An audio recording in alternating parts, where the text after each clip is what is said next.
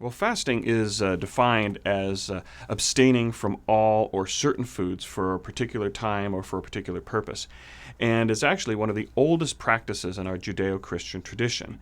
It goes as far back as Moses and the Mosaic Law. He gives prescriptions and times for fasting as well as abstinence. In the Old Testament, we hear about fasting in the Psalms and the prophets. They speak of engaging in fasting, especially for the purposes of penance for the forgiveness of sins.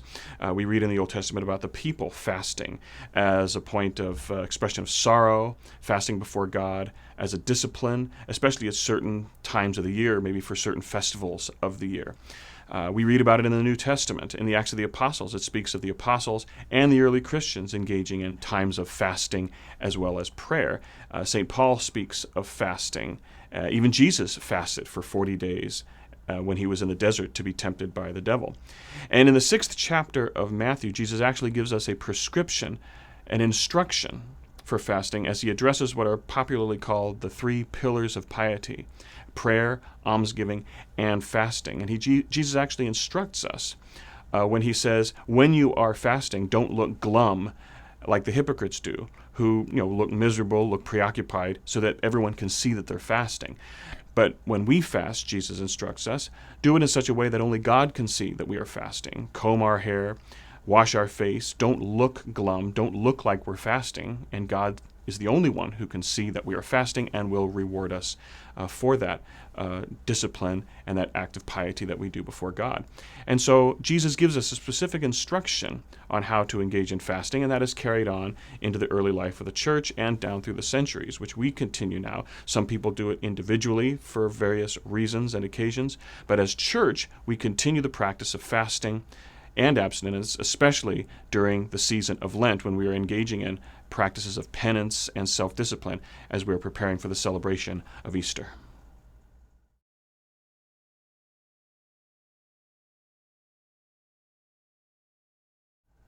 Well, every now and again, especially as Lent is approaching or when we're in the early days of Lent, some people will ask me, why must I fast? Why is fasting important?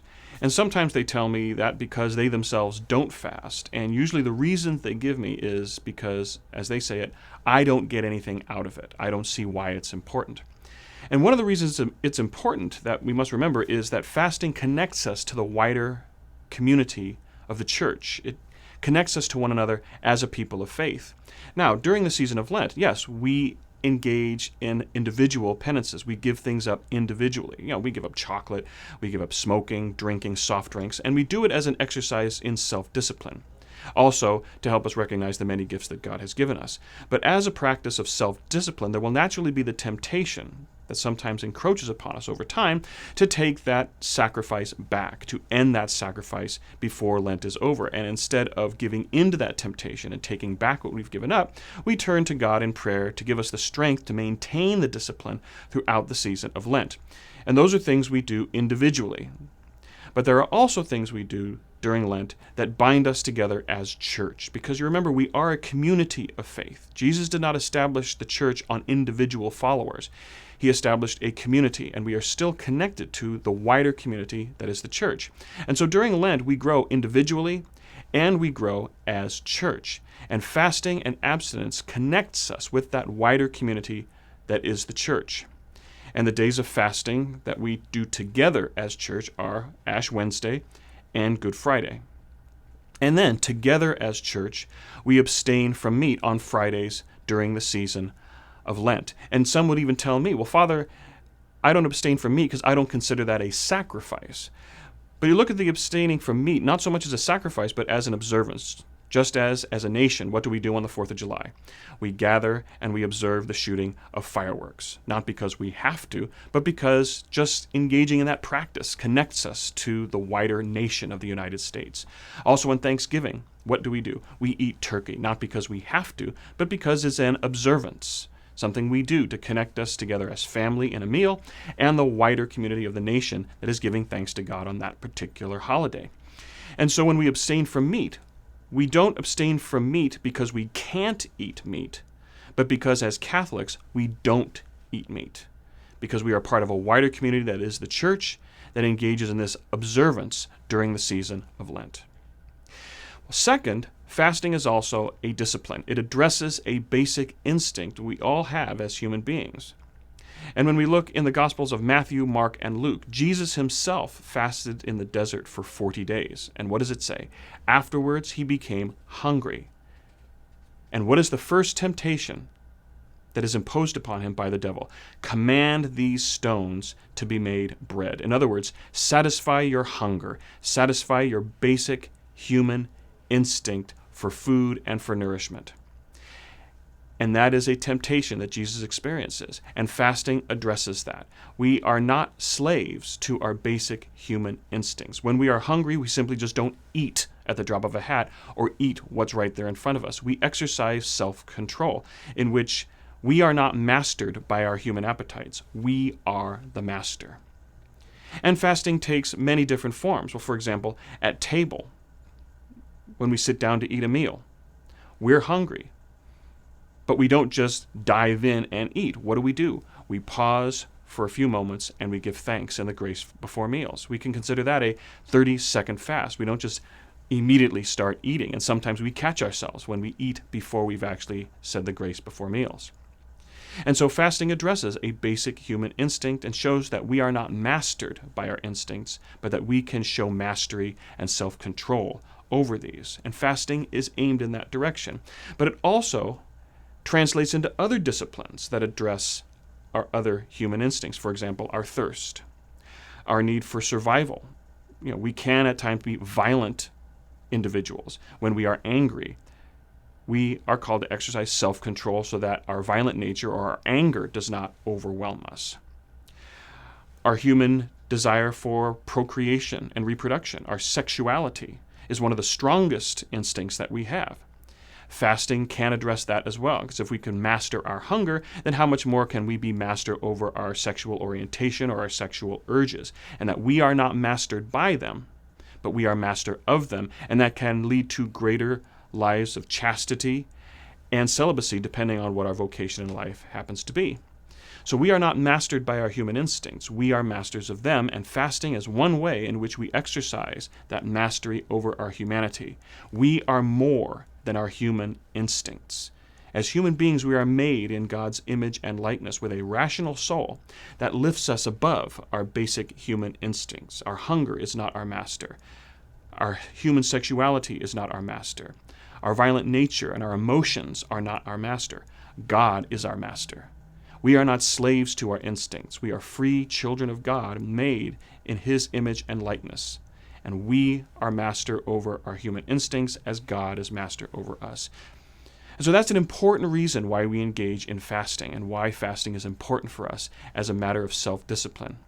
But we do not fast alone. We do it together as church, and that connection as church gives us the strength to endure and persevere in these practices as we give thanks to God for His many gifts, as we overcome our human instincts, as we are master of our humanity, and in exercising that discipline that makes us grow stronger as a community of faith and as individuals in our relationship with God, who has made us in His image and likeness.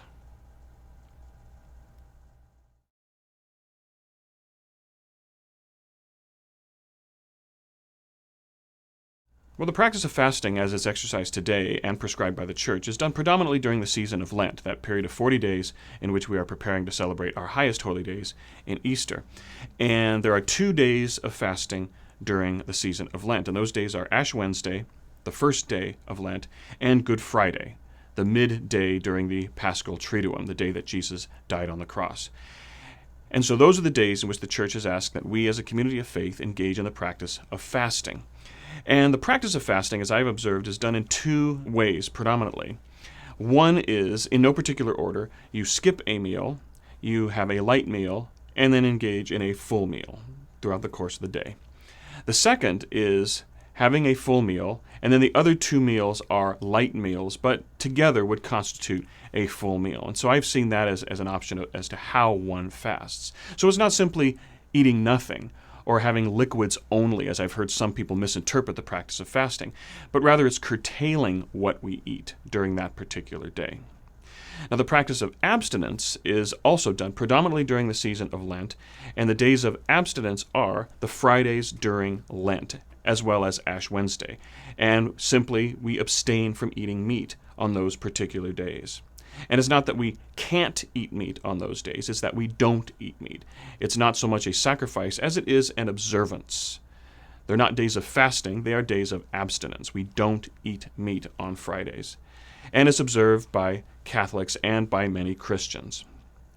Now, another form of fasting that we see common in the church today is the practice of fasting for 1 hour prior to receiving the Eucharist in communion when we go to Mass. And we do that as a matter of reverence and preparation for receiving that great gift we have in the Holy Eucharist and coming before God. And so we do not eat or drink for 1 hour prior to receiving communion. Now, time was when, during the season of Lent, every day was a day of fasting, not just Ash Wednesday and Good Friday, but every day during the season of Lent we engage in the practice of fasting, except for Sundays.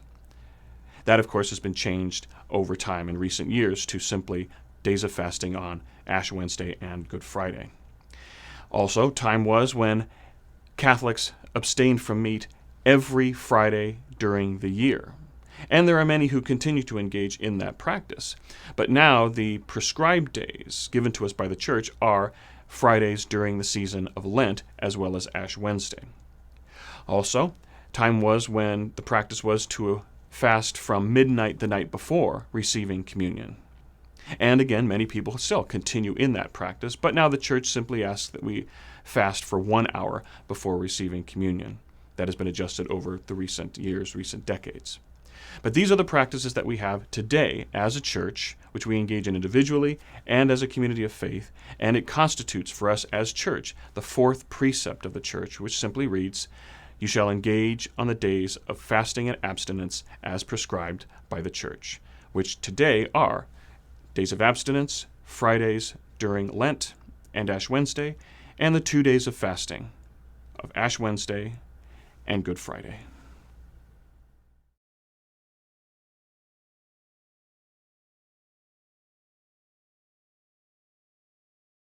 Well, every year, someone invariably will approach me at the beginning of Lent and ask me that question about those who are under 14 or those who are over 60 and the practice of fasting and abstinence. And they'll often ask, well, Father, isn't it true that those under 14 and those over 60 don't have to fast and abstain?